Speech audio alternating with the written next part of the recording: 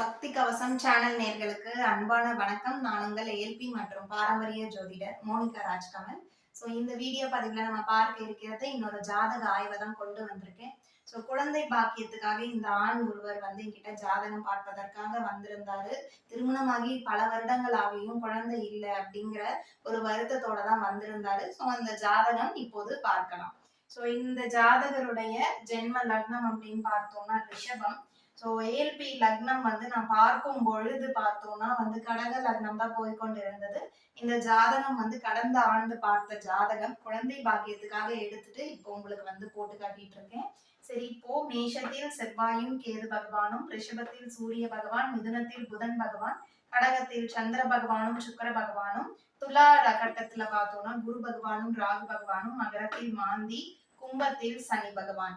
இந்த ஜாதகருடைய நிலை பார்த்தோம்னா லக்ன புள்ளியாக நான் பார்க்கின்ற பொழுது ஆயில்ய நட்சத்திரம் 4வது பாதம் கடந்த ஆண்டு போயிட்டு இருந்தது.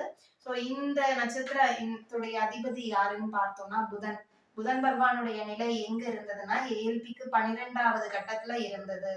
இந்த நிலை பார்க்கும் பொழுது இந்த ஜாதகருக்கு ஒரு தாமத நிலைய கொடுத்துட்டு இருக்கு அப்படிங்கறது அதுல இருந்தே தெரிய வந்துருச்சு. அடுத்ததாக பார்த்தோம்னா சந்திரன் சுக்கிரனுடைய அமைப்பு. இந்த அமைப்பு பிரகாரம் இந்த ஜாதகர் எடுக்கக்கூடிய முயற்சிகளும் தாமதமாயிட்டு இருக்கும்.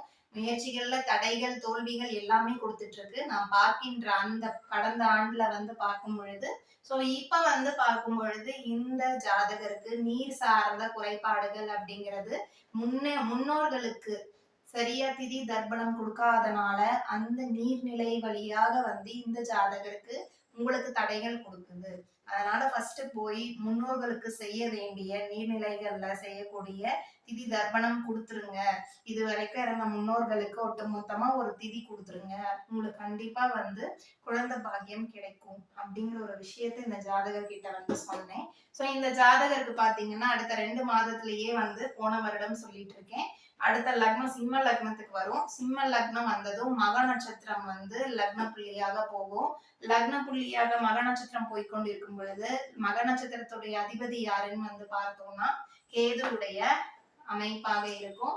கேது பாத்தீங்கன்னா சிம்மத்துக்கு 9வது கட்டத்துல அமர்வுல இருப்பாங்க. இந்த அமர்வு பார்க்கும் பொழுது கட்டாயம் ஒரு பாக்கியமாக இருக்கு.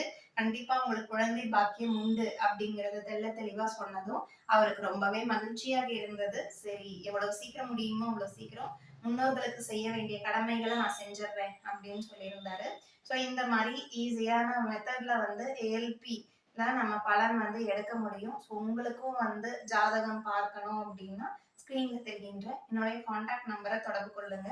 தகுந்த கட்டணம் செலுத்திட்டு அப்பாயின்மெண்ட் வாங்கிட்டு ஜாதகம் பார்த்து கொள்ளலாம்.